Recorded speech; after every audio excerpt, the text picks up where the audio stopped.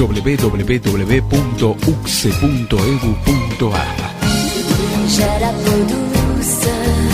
Cada vez más cerca de vos. J'en ai marre de ceux qui pleurent, qui me regardent à l'heure, qui se lamentent et qui se vite sur l'idée d'une idée vite. J'en ai marre de ceux qui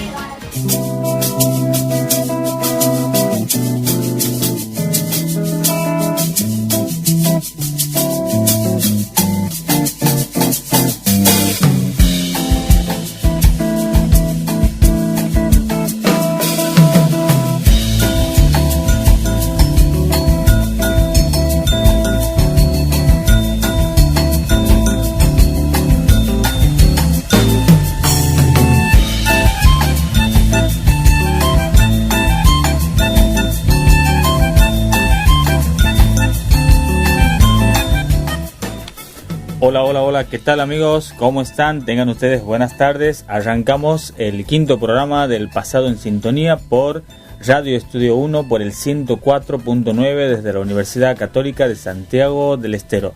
Hola Sime, ¿cómo estás? Buenas tardes, hoy sí se me escucha. Bien. Hoy mucho mejor. Hoy estamos, llegamos bien, septiembre. Sí, mucho mejor ya. Esperemos que terminen los vientos y es tan difícil, pero bueno. Pero no, hay que darle batalla. Habrá que cuidarnos y seguir bueno, los sumando. santiagueños somos así, después va a hacer calor y vamos a decir está haciendo calor y nos quejamos del calor y bueno. Pero bueno, hoy estamos a full. Una hermosa temperatura también, muy agradable, bien primaveral, una mañana fresca.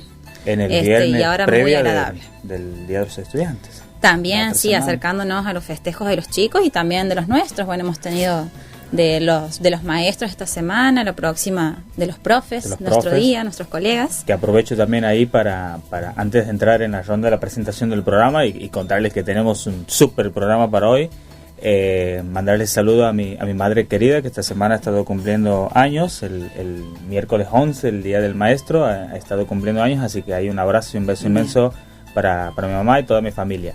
Queremos contarles que en este quinto programa del Pasado en Sintonía, conducción, ya nos hemos presentado, corresponsal, hoy Fati va a estar un poquito ausente, le deseamos éxitos también para ella porque hoy están abocadas a examen. Instancia de examen a licenciatura de Historia. Así que todo el saludo inmenso para ellas y el éxito también del mundo. La producción técnica, el compañero y amigo Edgardo Videla, producción general Pablito Cabrera, asistente de producción Jorge Paulo Corbalán, para quien también les mandamos saludos y comentarles que formamos parte de la Asociación de Investigadores en Historia de Santiago del Estero. ¿Por dónde se pueden ir sumando? ¿Por dónde nos pueden ir siguiendo? Bueno, les recordamos que estamos saliendo al aire a través de Radio Estudio 1, 104.9 de la Universidad Católica de Santiago del Estero. También nos pueden contactar a través de la web por la página oficial de la Universidad Católica www.ucse.edu.ar. Ahí van a encontrar el link de acceso directo a la radio.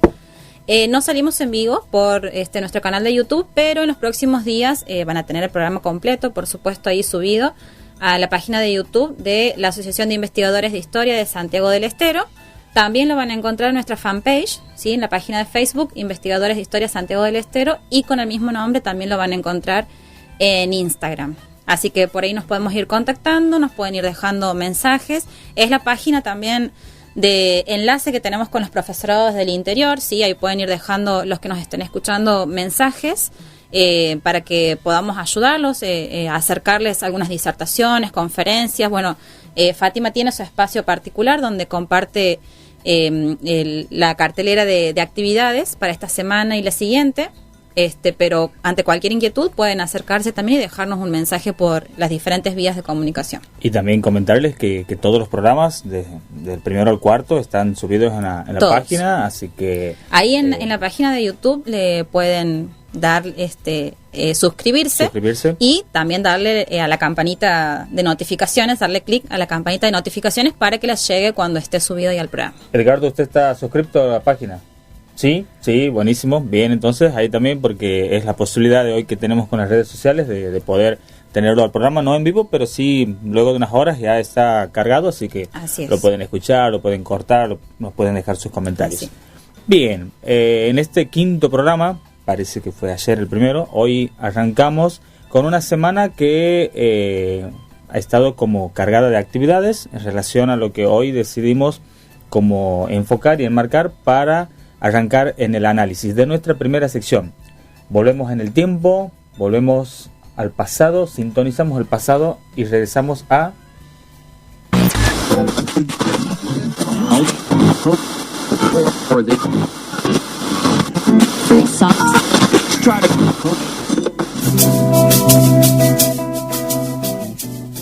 La Juventud Argentina de Córdoba a los Hombres Libres de Sudamérica, Manifiesto de la Federación Universitaria de Córdoba, 1918.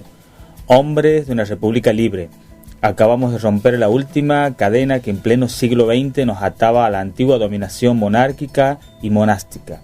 Hemos resuelto llamar a todas las cosas por el nombre que tienen. Córdoba se redime. Desde hoy contamos para el país una vergüenza menos y una libertad más. Los dolores que nos quedan son las libertades que nos faltan. Creemos no equivocarnos. Las resonancias del corazón nos los advierten. Estamos pisando sobre una revolución. Estamos viviendo una hora americana. Palabras del Manifiesto Liminar, ¿no es cierto? Así es. De la Reforma Universitaria en 1918, producida en Córdoba, a partir de la cual vamos a trabajar, vamos a abordar, y puntualmente cómo han abordado algunos investigadores o escritores este acontecimiento, ¿no? Y definir, dejar algunas definiciones, digamos. Por ejemplo, Cataruzza habla como de un movimiento renovador, José Romero de una nueva élite del espíritu, de un movimiento cultural, Biagini lo define como una cultura de tipo juvenil, Bruera como un fenómeno político con características específicas, y hay otro grupo también que va a dar algunas ideas acerca de lo que significa la reforma como un movimiento social, ¿no? Y abordarlo desde el lugar de que, si bien se expresa desde un manifiesto dentro de la cultura universitaria o académica, va a ir en relación, ¿no es cierto?, con otros acontecimientos que se estaban dando en nuestro país, y va a ser abrazada de alguna forma por otros sectores de la sociedad. Es particular, si bien lo que acabamos de leer es solamente el fragmento inicial del Manifiesto Liminar, que es una obra inmensa para analizarla en las aulas y para seguir siempre reconstruyendo y pensando todo lo que pudo haber generado este proceso que iniciaba el 15 de junio de 1918 y que este manifiesto era publicado por la Gaceta Estudiantil el 21 de junio. Es importante también recordar aquellos, digamos, que personajes que han llevado adelante el proceso, como el caso de Deodoro Roca, quien es uno de los redactores del Manifiesto Liminar, y a partir del cual Córdoba produce un movimiento que se va a expandir prácticamente en toda Latinoamérica, y parte del mundo en ese momento, que hoy hay diferentes análisis que lo enfocan a la reforma como un proceso integrado también a otros. En este caso también la reforma, si bien Santiago del Estero no contaba con universidad para principios del siglo XX, pero sí los sucesos van a llegar a Santiago del Estero. Inevitablemente, sí, la repercusión directa en las provincias, en principio, y después, como mencionaba recién, la repercusión a nivel latinoamericano y la figura de varios personajes, ¿no? Dentro de Santiago del Estero, cómo impacta, cómo llega aquí esa reforma.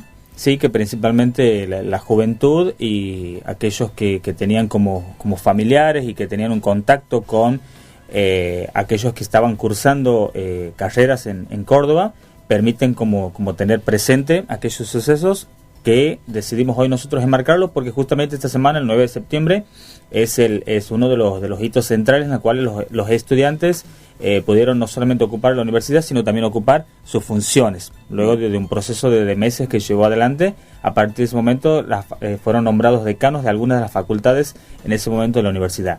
En Santiago del Estero estos sucesos van a hacerse presentes a partir de los jóvenes que se vinculaban al Colegio Nacional, a nuestro colegio Absalón Rojas. Claro, al no haber una universidad impacta en los colegios nacionales. Así es, y la biblioteca Sarmiento va a ser un eje central que los va como a agrupar a partir de este proceso que inicia. Bien. Hay obras también, ha sido trabajado, Daniel Guzmán ha trabajado en un proceso en el marco de las revistas. Exacto, con el grupo La Brasa, Grupo Cultural La Brasa. Sí, y él trabaja justamente el periodo del 17, el 18 y el 19 con las revistas Ariel y las revistas Proteo, que son las cuales él las toma como referencia, que van a generar como esta difusión de los sucesos producto de la reforma. Exacto, y bueno, es uno de las formas que tienen como de contribuir a la difusión, porque muchos de los periódicos locales de ese momento no dan como un apoyo totalmente abierto, si bien en alguna de las manifestaciones, por ejemplo, el director del Liberal recibe a los estudiantes y manifiesta su apoyo, en realidad la mayor difusión va a conseguir la reforma en Santiago del Estero a partir de este tipo de periódicos que aparecen, como bien mencionabas, Ariel, por ejemplo. Uh-huh. Y como también hacías referencia, estos personajes que van a ir apareciendo, que es el caso de los hermanos Sayago, por ejemplo, sí. Gumersindo Sayago, que es un santiagueño que estudiaba en Córdoba y tenía a su hermano abogado aquí en Santiago del Estero, que es el que va a ir haciendo llegar uh-huh. muchas de las noticias.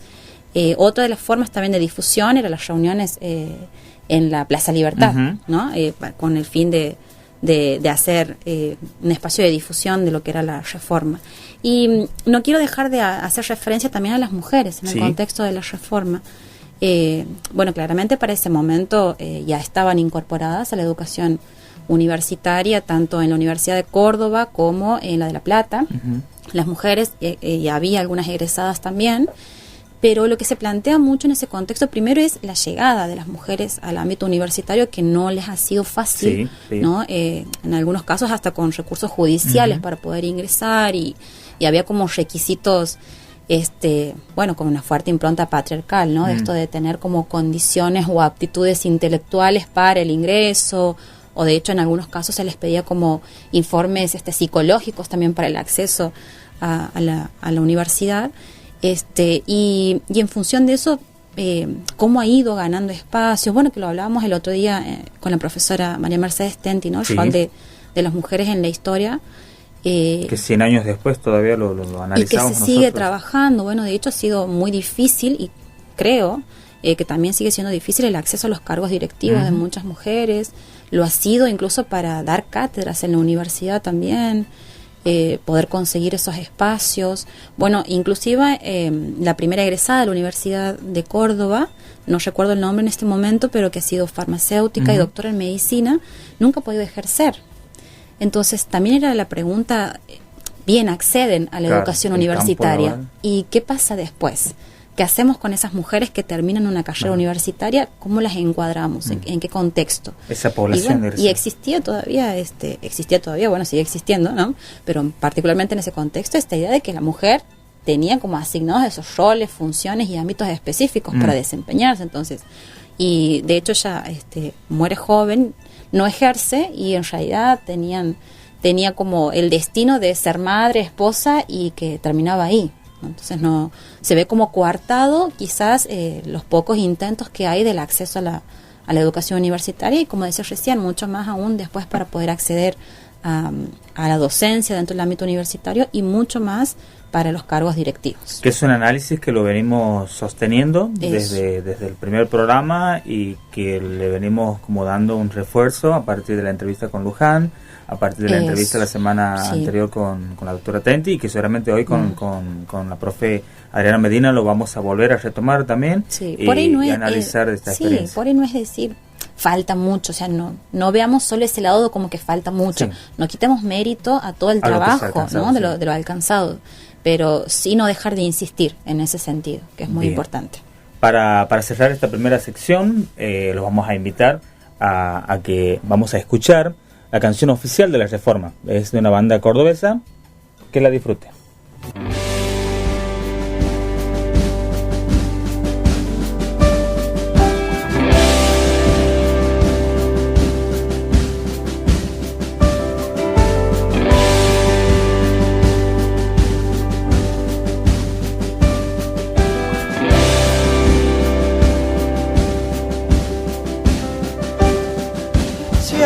Las voces, vuelven aquellos latidos,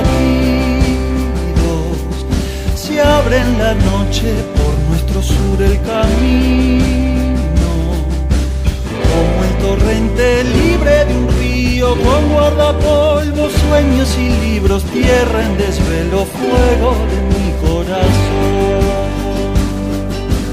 Pueblos hermanos bajo este sol sin fronteras, van de la mano entrelazando quimeras, para calmar al fin los dolores, con la esperanza llena de flores, brota del suelo este respiro de amor. Somos el bosque con luna llena, abrazos en primavera, somos docentes que luchan, somos vecinos que escuchan, somos las calles de historias nuevas, presente y futuro a cuestas, somos reforma y emblema, la casa que siempre te espera.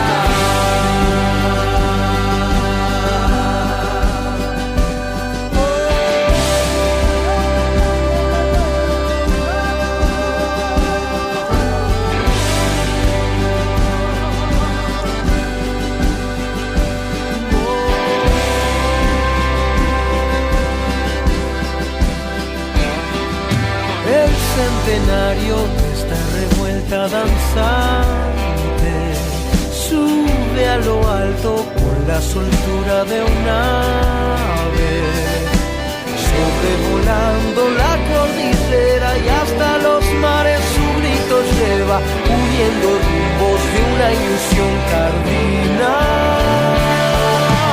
Somos el bosque con luna llena, abrazos en primavera, somos docentes que luchan, somos vecinos que escuchan, somos las calles de historias nuevas, presente y futuro a cuestas, somos reforma y emblema, la casa que siempre te espera, somos el bosque con luna llena, abrazos en primavera, somos docentes que escuchan, somos vecinos que luchan, somos las calles de historias nuevas, presente y futuro a cuestas, somos reforma y emblema, la casa que siempre te espera.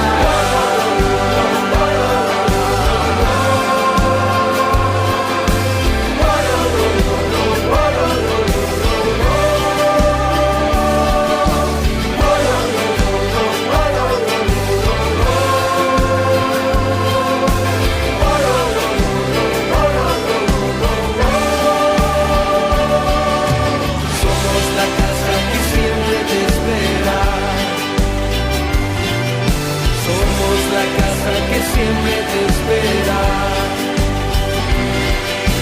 Somos la casa que siempre te espera. Somos la casa que siempre te espera.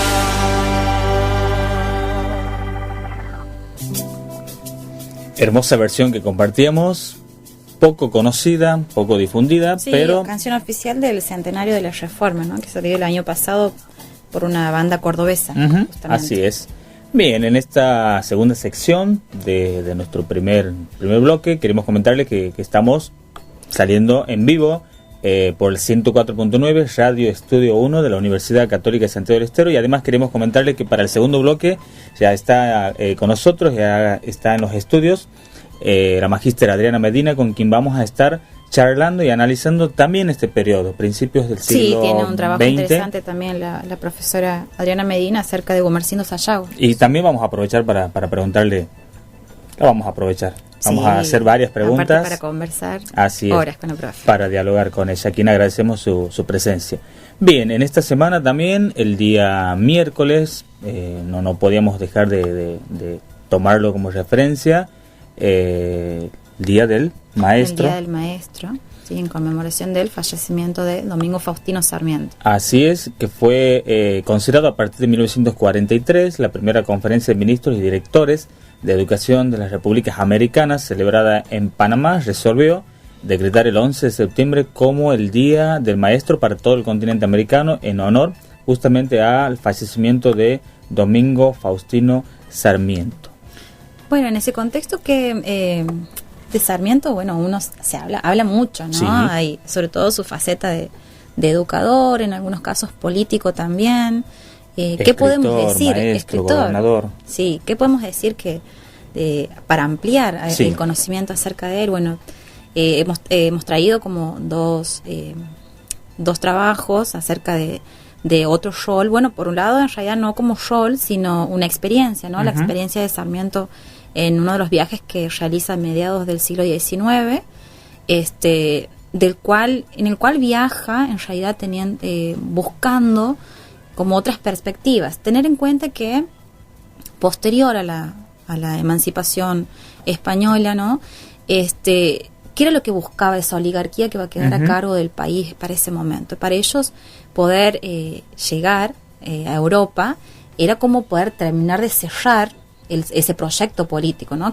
Con las expectativas que realizan esos viajes, y bueno, la mayoría de ellos logran realizar esos viajes, y en este caso el viaje de Sarmiento está encuadrado, pero no en realidad desde nuestro país, sino que es enviado desde Chile, porque en realidad Sarmiento llega a Chile en 1840, porque exiliado de Argentina, ¿no? Por la fuerte oposición que existía con Juan Manuel de Rosas. Y durante su estadía en Chile él se desempeña como periodista y profesor, y es también fundador y director de la primera escuela normal chilena, que es también la primera latinoamericana entre 1842 y 1845. A partir de ahí es enviado a Europa y a Estados Unidos por el gobierno chileno, donde va a visitar Francia, España, Italia, Suiza, Alemania y también el norte de África y de Estados Unidos.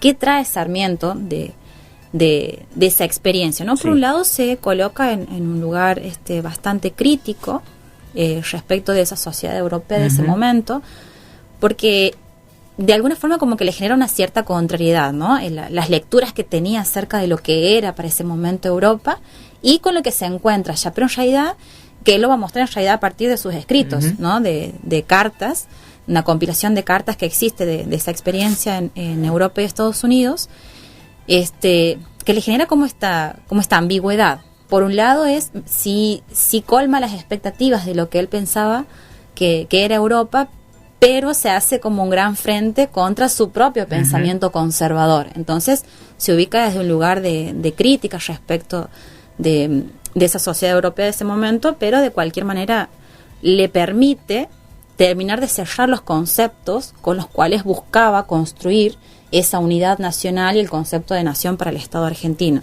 De hecho, estando allá en Europa, se entrevista con muchos personajes claves, tanto del mundo político como cultural, como Guizot, con el mismo San Martín, que ya estaba exiliado allá, ¿no? Y por eso él concluye con esto, ¿no? De que si bien el modelo de progreso y de cultura que él tenía, tanto para Estados Unidos como respecto de Europa, siempre van a tener que acoplarse o acomodarse a las ideas de el proyecto real que existía en nuestro país, ¿no? Y bueno, le permite construir una idea. Siempre la mirada occidental del viejo continente, y también en la contraposición de los sucesos que tenía la Confederación o las Provincias Unidas del Río de la Plata en ese momento, con el proceso a cargo de Juan Manuel de Rosas. Entonces ahí también hay un matiz importante para poder encontrar el análisis que luego lo veremos posterior al 52 en las salidas de Rosas y todo este pronunciamiento que se genera. Exacto, también. Y después también leer la mirada de Rosas para con la mujer, ¿no? Porque también ha sido, por lo menos particularmente no había leído algo específico acerca de su postura, sí en líneas generales que apoyaba lo que era la educación, pero por ejemplo en 1839 Sarmiento pronuncia el primer discurso público de su vida, ¿no? Y es justamente sobre la mujer y la necesidad de instruirla para mejorar su condición social, que es cuando se hace cargo del Colegio de Pensionistas de Santa Rosa, en San Juan. Así es. A partir de ese primer discurso, él muestra su pensamiento acerca de lo que es la educación de la mujer, las ideas que tenía, y también en el viaje que él realiza a Europa tiene contacto con muchas mujeres de la cultura. Entonces eso también le permite a él tener una perspectiva diferente respecto del rol de la mujer en el Río de la Plata. Incluso le llamaba mucho la atención, por ejemplo, cuando va a Estados Unidos, la impronta que le dan en la educación, en las escuelas técnicas a las mujeres.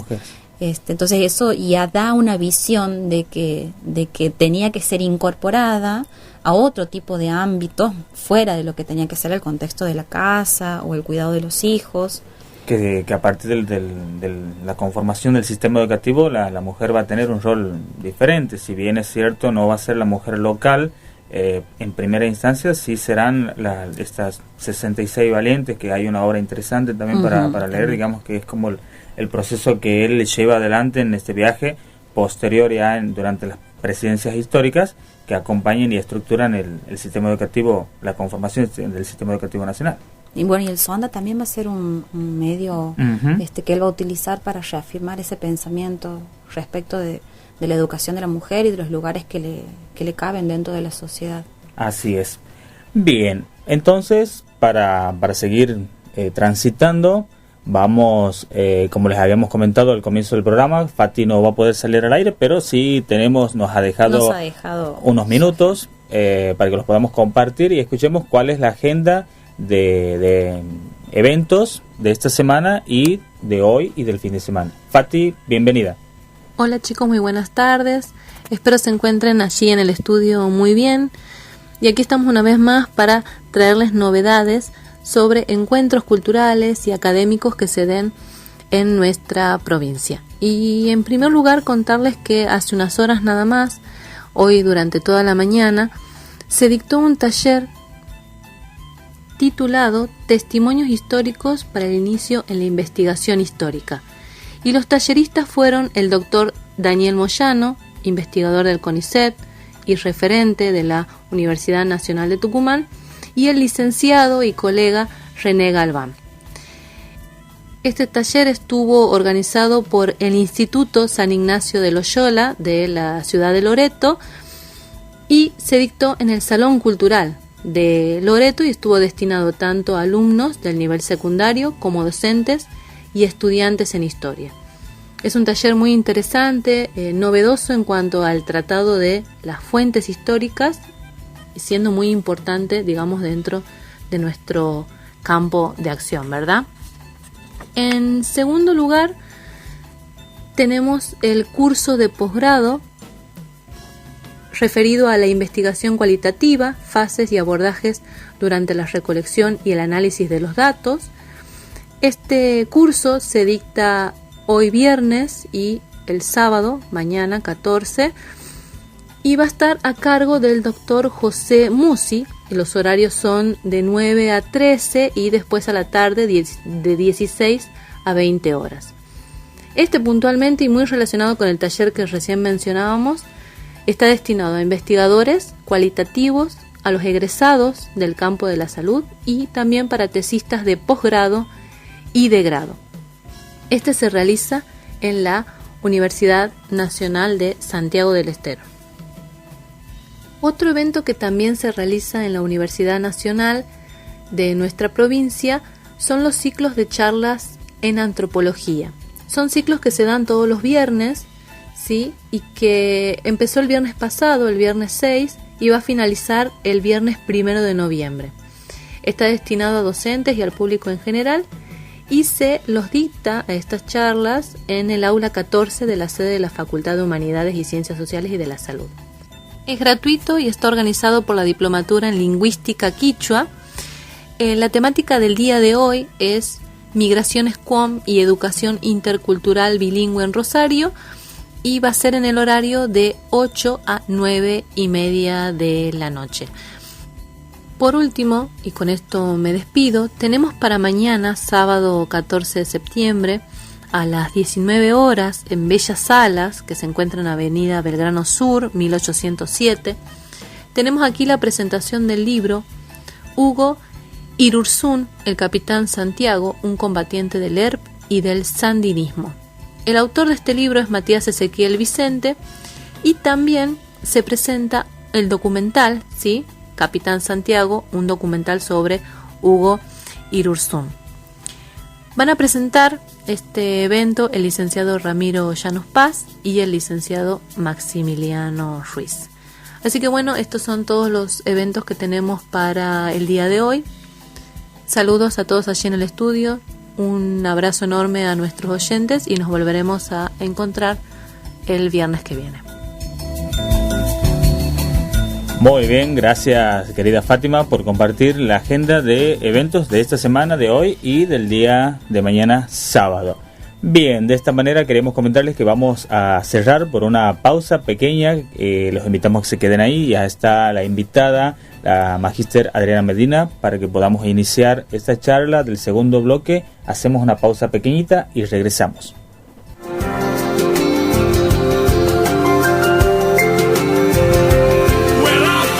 Más canciones.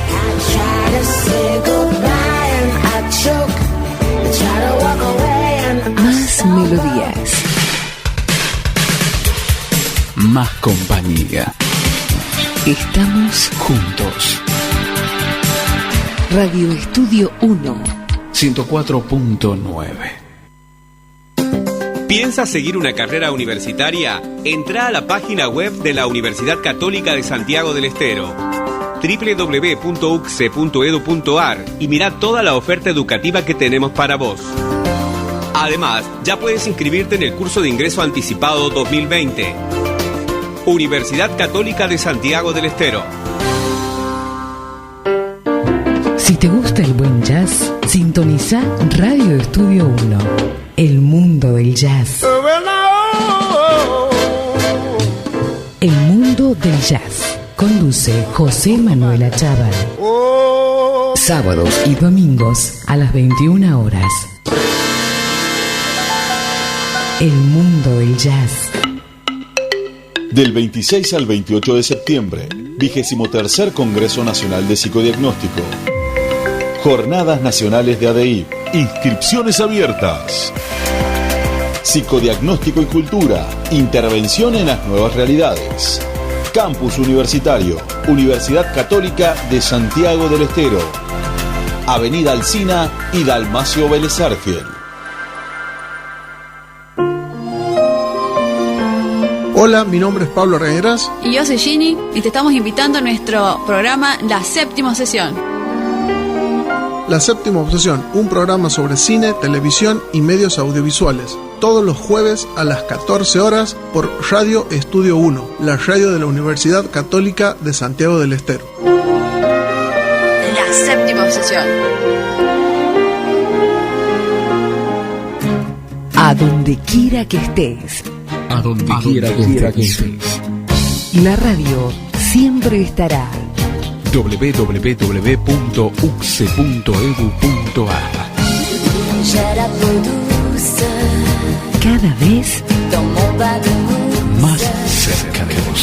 J'en ai marre de ceux qui pleurent, qui ne roulent qu'à deux à l'heure, qui se lamentent et qui se fixent sur l'idée d'une idée fixe. J'en ai marre de ceux qui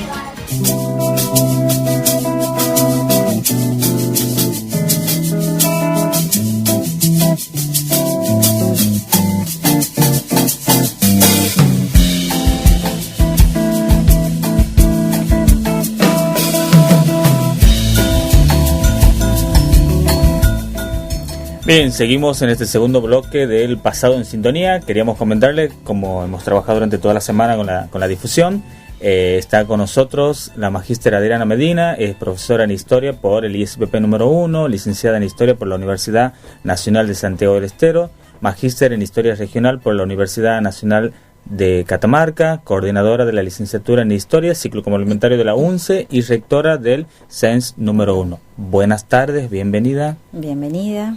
Muchas gracias, chicos, por invitarme. Gracias a usted por estar. Y bueno, también felicitarlos por aprovechar estos espacios para difundir el trabajo que se hace en la historia de Santiago, ¿no? Que creemos que en este último tiempo ha habido, digamos, como una suerte de explosión de investigaciones que están dando a conocer temáticas que no eran tratadas, otras que sí habían sido investigadas, pero ahora dándoles una perspectiva nueva. Entonces eso es muy importante, ¿no? Y dándole lugar a instituciones de renombre de nuestra provincia, como el caso del ISPP número 1 y la carrera de Historia que hace tantos años que está y que prácticamente de ahí han nacido todos aquellos que se han decidido a hijos investigar. del ISPP. Exactamente. Y bueno, para el caso de la Universidad Católica, el profesor Néstor Achával ha sido uno de los baluartes del profesorado provincial y digamos que uno de los primeros en sistematizar la historia santiagueña con su famosa historia de Santiago del Estero, ¿no? De la cual todos abrevamos de ellas. Sí. Es importante cómo las distintas instituciones se van vinculando a través de la historia. Sí, siempre creo que coincidimos en ese análisis nosotros. Es una interesante oportunidad la del programa, pero también por el encuentro que genera humano, profesional, y cada uno con sus recorridos en cuanto en el campo de la investigación, la docencia, y que nos permite hoy estar sentados aquí y compartir, charlar de tantísimas experiencias de formación y de las iniciativas que en el caso de usted todavía sigue coordinando y que vamos a entrar como a indagar también un poquito sobre ello. Sí, la verdad que bueno, a quienes nos gusta la historia, creo que la pasión por ella no se va a terminar nunca, al contrario, es como que pasa el tiempo y más apasionados estamos y surge un tema y viene otro y por ahí al mismo tema lo volvemos a retomar y bueno, y es un aprendizaje constante, pero bueno, creo que en muchos de nosotros al menos de ese primer grupo bastante grande que salió del profesorado provincial, se conjugan muy bien las dos facetas, la de la docencia y la de la investigación, ¿no? Y bueno, y eso es importante porque no solo uno tiene que investigar para uno mismo, sino sobre todo para el alumno, que es el principal objetivo de nuestro quehacer, ¿no? Así que en ese sentido creo que nosotros podemos hacer la síntesis de las dos cosas, la docencia y la investigación. Y también un abanico tan amplio, porque por ahí nuestros alumnos nos preguntan, ¿y un profe de historia qué hace? Y bueno, uno entra a decirles, tenemos coordinación, organización de eventos, locución, un programa, investigación, la docencia, y tiene un abanico interesante de actividades. Sí, fíjate que es una de las carreras, y dentro de las carreras, la historia, una de las disciplinas que creo que nos prepara con mayor énfasis, ¿no? Por cuanto el profesor de historia tiene que saber un poco de política, tiene que saber geografía, tiene que saber economía, tiene que saber lo social, y bueno, inclusive a nosotros con esta última experiencia de las jornadas de historia del deporte, hasta deporte. Claro, deporte, entonces, educación. Estamos viendo cómo en esas otras problemáticas que quizás por ahí no se relacionen directamente con la historia, está también la historia presente. Es que atraviesan en realidad todos los espacios. Sí, los chicos desde todos los espacios siempre preguntan, no sé, la matemática, cómo se abordaba en tal periodo, cómo trabajaba. Entonces, siempre remite a la historia. Uno tiene que estar como preparado ahí para darle respuestas, y estos espacios de investigación o de mayor conocimiento son muy valorables, porque como decía usted, después la finalidad es poder volcarlos en alguien, ¿no? Socializar eso. Así es. Sí, y fíjate que a nosotros siempre se nos está interpelando cualquier cuestión. Dice, bueno, pero vos sos profesor de historia, vos tienes que saber, ¿no? Entonces, bueno, uno la historia que nace desde que el hombre nace, entonces te imaginas, por ahí hasta que nos acomodamos en el tiempo y en el espacio para poder dar una respuesta más o menos lógica, ¿no? Así es. Bueno, profe, hoy la trae aquí para contarnos acerca de uno de sus últimos trabajos que tiene que ver con la aviación en Santiago del Estero. Un tema bastante interesante, ¿no? Porque bueno, justamente la idea de estos espacios es poder difundir esos trabajos de investigación que difícilmente otros tengan acceso a ellos si no es dentro del ámbito académico o de una jornada puntualmente, y que pueda socializarlo aquí con nosotros es muy interesante, y poder conocer, bueno, cuáles son los orígenes de la aeronáutica en Santiago del Estero. Bien, es un tema que no es nuevo en la investigación de mi parte, ¿no? Si realmente me tengo que remontar a mi historia personal, es mi primera investigación formal que inicio hace muchos años, y con la cual logro el título de profesora en historia. Qué interesante, eso no sabía. Tan significativo, entonces. Sí, eso marca un antes y un después en mi historia de estudiante. Y se inicia un poco también con el apoyo de las familias, que seguramente les habrá sucedido a ustedes. Mi padre siempre me solía contar historias era un hombre que sabía mucho, que sabía de política, que como los padres de antes, digamos. Entonces, ese que ocupaba, hoy no muy bien visto, el rol de jefe de familia y que de pronto sabía de todos los temas. Entonces, cuando estaba cursando profesorado, se plantea el hecho de que tenía que iniciar una investigación, y por supuesto desorientada totalmente. Y mi papá me dice, ¿por qué no investigas sobre la aeronáutica? Porque recuerdo tales y tales acontecimientos que he protagonizado cuando era muy niño y otros que me contaba mi madre. Para todo esto te digo que mi papá nació en 1920. Entonces, hoy estaría casi por cumplir los 100 años, ¿no?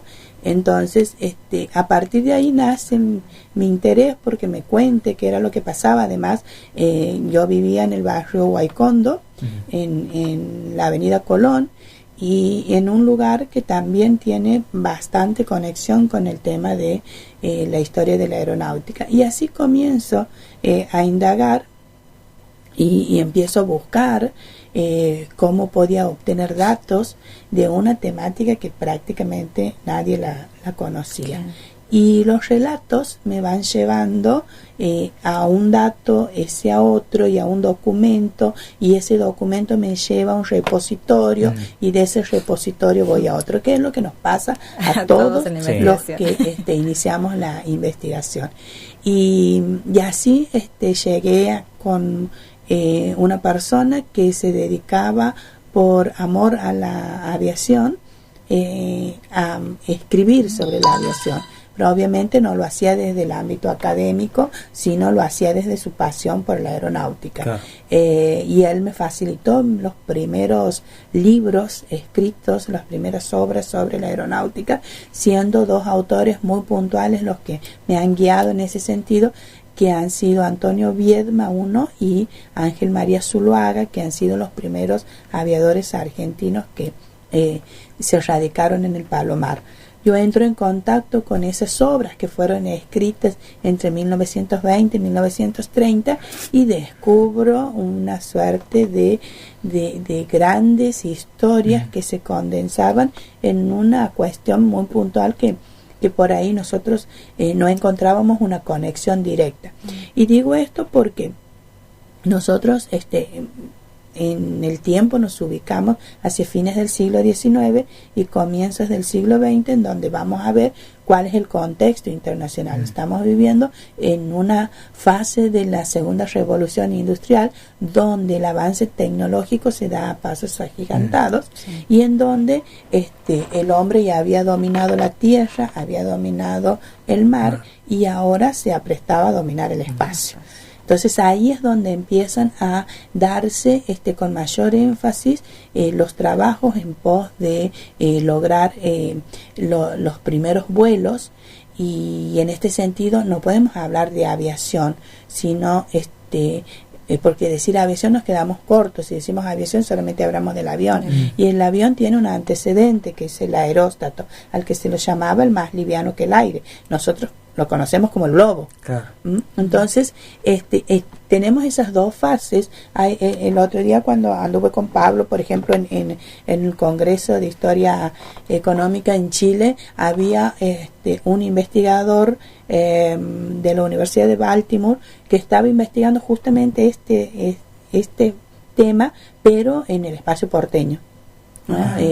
Lo mío tiene la particularidad de que es hasta el momento la única investigación de esta índole, pero en el interior del país. Entonces de ahí que ha creado también bastante interés de la gente de Buenos Aires en intercambiar los conocimientos. Y bueno, y ahí por ejemplo nos damos cuenta que antes del avión estaba el aeróstato, y este investigador lo llama a este periodo la prehistoria de la aviación. Ha dado una serie de fundamentos que también a uno lo lleva a analizar el tema desde otra faceta. Y bueno, y en eso se inicia la aviación en 1903, la aeronáutica en 1903, con la llegada del primer globo del primer aeróstato a nuestra provincia. A Santiago. A A Santiago. Santiago. 1903. 1903.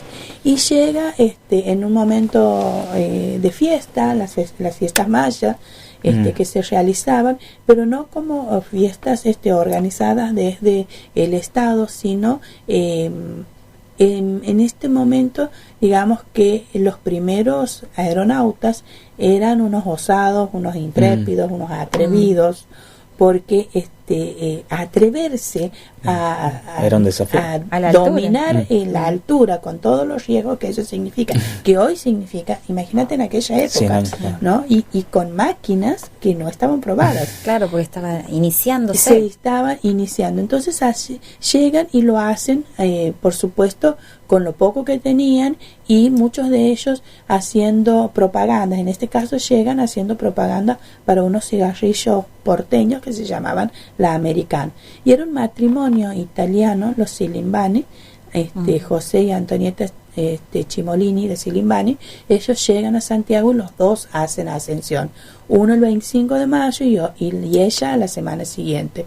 Y la particularidad, por ejemplo, del globo, cuando nosotros nos imaginamos un aeróstato, nos imaginamos el globo con la barquilla abajo donde van los navegantes. Tal cual. No, bueno, ellos no, ellos llevaban un trapecio, porque además eran artistas de circo.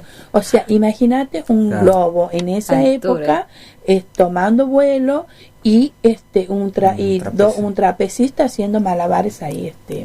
Y bueno, y eso por supuesto causó que todo Santiago fuera a ver la ascensión de estos aeronautas, y lo hicieron actualmente en un corralón que estaba ubicado, sería entre Tucumán, entre Salta y Plata, más o menos actualmente. Ahí en ese lugar ascendió el globo. Toda la ciudad acudió a ver. Los diarios de la época, que eran El Liberal y El Siglo, lo tomaron como... Ahí ven que estoy contrastando las fuentes, ¿no? Los testimonios con los documentos todo de tipo hemerotecas, y resulta que ahí los diarios lo toman de distinta manera. Por ejemplo, El Liberal es lapidario. El Liberal dice textualmente: mientras todo Santiago acuden más a ver la ascensión de unos trapecistas, se vacían los comités, dejando y dando lugar a que se cometa el fraude más escandaloso de la historia.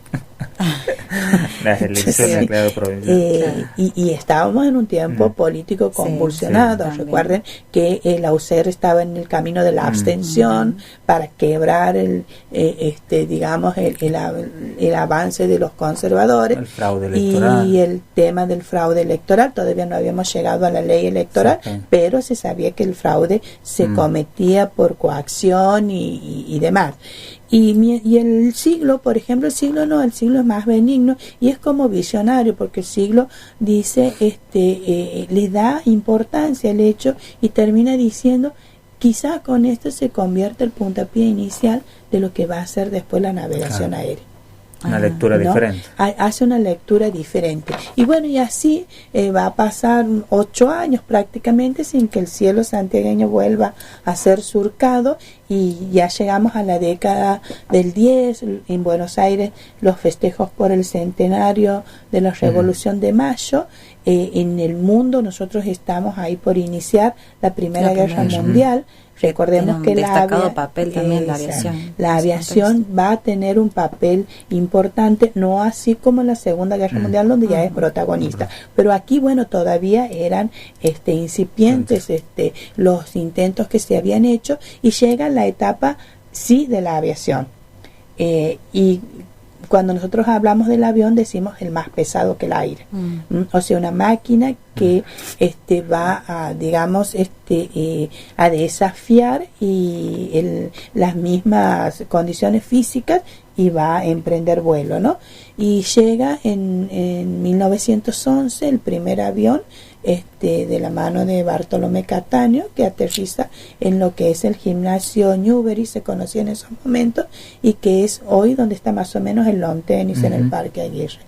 Bueno, si uno ve las imágenes de eso, hay fotos, he logrado conseguir fotos también de esos primeros, de ese primer avión, y te das cuenta realmente la osadía y la intrepidez que tenían y el valor que tenían esta gente para hacer esos vuelos. Esos aviones después van a ir mejorando, y hacia 1920 más o menos, ya terminada la Primera Guerra Mundial, prácticamente estos aviadores europeos se quedan sin trabajo. Entonces tienen que salir a buscar o nuevos horizontes, y muchos de ellos vienen a América, y vienen particularmente a la Argentina, y desde Buenos Aires, digamos que empiezan a llegar haciendo, o ganándose la vida, mejor dicho, haciendo vuelos con pasajeros, no promoviendo la aviación, sino realmente trabajando de lo que ellos sabían. Venían con sus máquinas. Recuerden que hoy en día un avión es caro, imagínense en aquella época. Por eso es que decimos que la aviación al principio empezó como una actividad recreativa, después poco a poco se fue convirtiendo en un deporte, tanto los aeróstatos como los aviones, pero no para cualquiera, sino para una élite. ¿Quiénes accedían? ¿Quiénes podían acceder a eso? Eran unos pocos. Porque las máquinas eran caras, era un deporte caro, y bueno, y llegan de la mano de los europeos primero, ¿no? Que son los aviones Henry Farman y los Blériot, van a ser los primeros modelos de avión que van a llegar a Santiago, y que solamente transportamos una sola persona. Después se van a hacer el primer vuelo con pasajeros, pero con un pasajero, y así a medida que va pasando el tiempo, las máquinas van ganando en envergadura, y por supuesto eso va modificando el espacio también. Porque, y ahí vamos a cómo se relaciona con esto, que se va a convertir en un deporte y en una práctica para pocos, pero que necesita difusión. Y ahí vamos a ver el brazo del Estado. El brazo del Estado, que ya a nivel mundial, el Estado empieza a darse cuenta que la aviación podía convertirse en la tercera arma de defensa de un país. De hecho, ya lo habían practicado así en la Primera Guerra, y tiene su punto culminante en la Segunda Guerra Mundial. Y bueno, y Santiago no va a estar ajeno a eso. Y ese concepto que usted trabaja, profe, de Santiago del Estero también como madre de la aviación, ¿por qué? Y justamente se relaciona con esto, gracias por marcarme el camino. No es un concepto que yo lo trabajo, lo tomo de Julio Palmeiro. Julio J. Palmeiro, que le debe sonar a calles del barrio Jorge Llobet.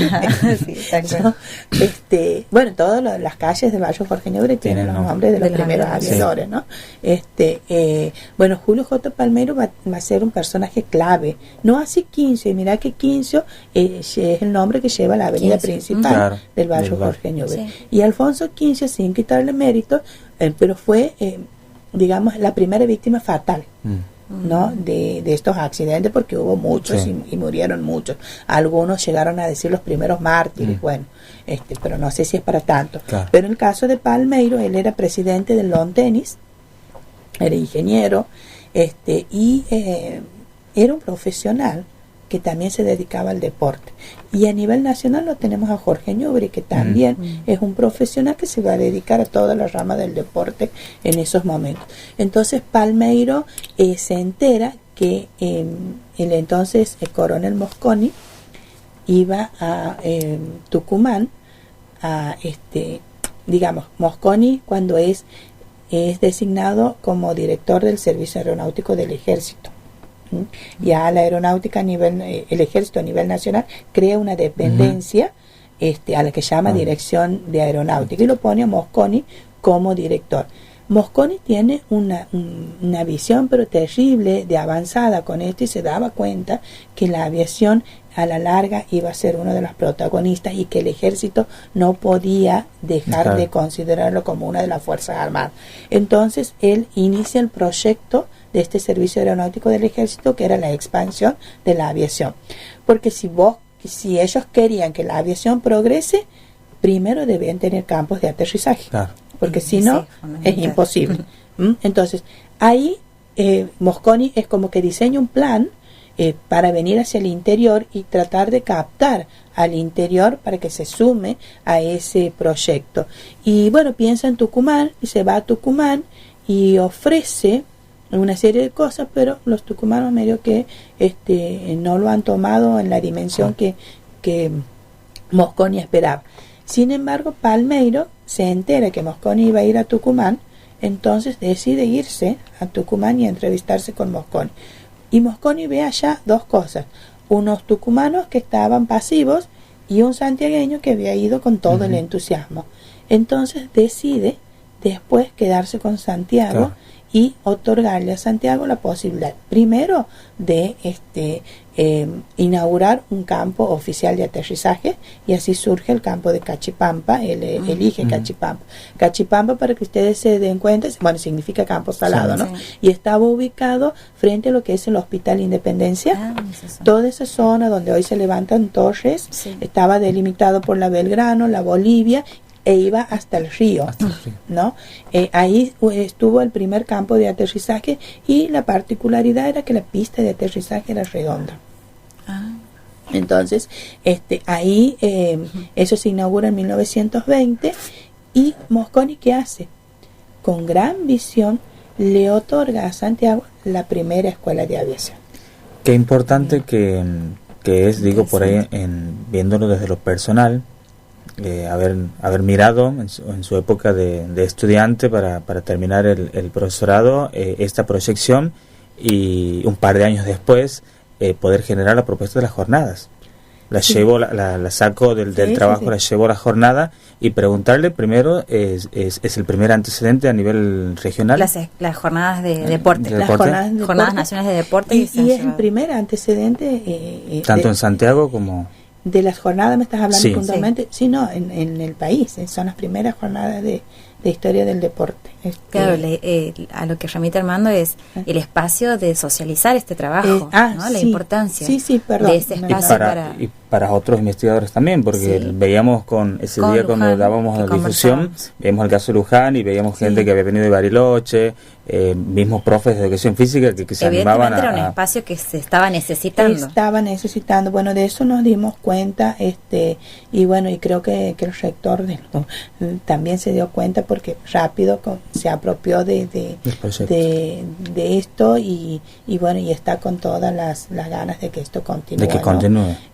Y nosotros también, porque les digo, con Pablo lo hemos empezado esto como una experiencia también nueva, y con todos los temores propios, pero nos ha superado las expectativas ampliamente. Qué bueno es. Porque la calidad de los trabajos y había de distinta índole, y es como ustedes dicen, es como que la gente estaba esperando esto para dar a conocer lo que está trabajando, quizás en forma solitaria, o como el caso de Luján, por una pasión deportiva, personal, pero que también la une con la historia. Entonces ha conjugado perfectamente su pasión por el deporte y su pasión por la historia. Así que bueno, esperemos que esto continúe. Bien. Podemos decir, entonces podemos dar la primicia de que hay posibilidades de que se pueda repetir una segunda jornada. Sí, está firme. Inclusive la gente que vino de Bariloche y de Neuquén nos decían también la posibilidad de llevar allá las jornadas. Bien. Profe, actividades que esté pensando la licenciatura para el próximo año en el contexto del bicentenario de la autonomía provincial. Sí, hay varias. Seguramente van a ser condensadas, como siempre lo hacemos, por un sistema de organización en un programa que se llamará Horizonte Bicentenario, Caminos del Bicentenario. Todavía no lo hemos pensado, pero sí están una serie de actividades dentro de ese programa. Por supuesto que las jornadas que vendrían a ser las quintas, creo que son jornadas de historia de Santiago del Estero y del NOA, que eran que estaban programadas para este año, tenían que ser para el año siguiente. Se hacen cada 2 años. Se hacen cada 2 años, y siempre para el mes de agosto. Que es cuando las hacemos. Pero bueno, en ese sentido, ese programa estaría iniciándose en el mes de abril con un congreso de historia de las autonomías provinciales, que lo vamos a hacer con la asociación en forma conjunta con la asociación de investigador en historia. Entonces eso lo estamos trabajando, pero creo que con eso se va a dar la apertura a este programa. Después habíamos pensado también en alguna capacitación que tenga que ver con los modelos historiográficos del siglo XIX y del siglo XX en el marco de esta celebración, porque también es bueno ir nosotros capacitándonos para que las perspectivas de análisis puedan ser otras, ¿no? Sí. A eso se sumarían las jornadas, los concursos que siempre hacemos, que van de la mano de la jornada, para el de incluir a la escuela monografía, secundaria. sí, y el de video, porque el año pasado, en las jornadas anteriores, el año pasado, se ha hecho la primera experiencia del concurso de videos y realmente también ha sido fabuloso cómo los chicos son tan creativos y se han prendido, pero de 10. Y sumada a otra corte de la licenciatura. Sí, empieza una nueva corte. ¿Sexta? Calculamos la séptima corte. Sería. Entre el mes de marzo, abril estaría comenzando la séptima corte. Así que, como vemos, es un programa bastante nutrido, y en el medio de eso, un proyecto junto con el Ministerio de Educación de la provincia que se llama Los Itinerarios de la Identidad, que es un proyecto de gran alcance para toda la provincia, en donde se van a trabajar los espacios de la memoria de cada comunidad, por supuesto de cara al bicentenario, ¿no? Esto no quiere decir que la comunidad elija solamente los sitios de la memoria de su comunidad relacionados con los últimos 200 años, sino que el recorte de tiempo puede abarcar tiempos prehistóricos también. Sí. Porque si nosotros nos vamos, por ejemplo, a Sumampa, Choya, vamos a tener otra realidad. Entonces, eso conjuntamente con el Ministerio de Educación, a los efectos de que abarca todos los niveles, desde el inicial hasta el superior no universitario, para que cada institución proponga de su localidad, de la zona de influencia de su escuela, su espacio de la memoria, y se inicia así el itinerario, camino, sendero de la memoria. De pronto vos vayas a un lugar y sepas qué ha pasado en ese lugar, ¿no? Generar una propuesta en toda la provincia. Así que, bueno, profe, el tiempo se nos fue volando. Por ahí nos pasa siempre en cada programa. Agradecemos al operador, que siempre es flexible con unos minutos más. Le agradecemos su presencia, su visita, su predisposición por acompañarnos, y tenemos que cerrar el programa. Sí. Vamos a ir cerrando el programa, como siempre, entregándoles algunas alternativas para este fin de semana. En este caso, en Bellas Salas vamos a tener hoy la noche, a partir de las 23 horas, folclore contemporáneo y trova con La Paisanada, y mañana Huarmis del Sol y Chemandinga con un folclore latinoamericano a partir de las 23 horas también. Y de acceso gratuito nos ofrece la Subsecretaría de Cultura y el Centro Cultural la presentación del grupo de folclore Sapunar, como parte del ciclo musical Menjunje, que es hoy la noche en Casa Castro, en la avenida Belgrano 555, y en el Centro Cultural, en el hall central del Centro Cultural, mañana sábado 14, a partir de las 20 horas, Abraxas, con un espectáculo musical también. Bien, agradecemos también a las autoridades de la Universidad Católica de Santiago del Estero, a nuestro operador técnico Edgardo Videla, la producción general Pablo Cabrera, la conducción Ximena y Armando. Gracias a la profesora Medina por habernos acompañado. La vamos a volver a invitar, tenga presente. Seguro, con todas las actividades para el año que viene, seguro va a estar por acá. Será hasta el próximo programa. Les pedimos que se sigan sumando, que nos sigan acompañando. Hasta el próximo viernes 20 a las 14 horas por el 104.9 del dial, desde Radio Estudio 1 de la Universidad Católica de Santiago del Estero. Gracias a todos los que están desde el otro lado y por seguirnos. Será hasta la próxima. Buen fin de semana. Chao.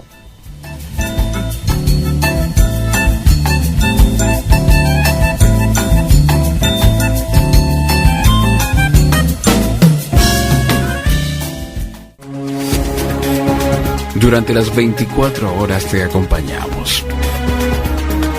Somos parte de tu vida.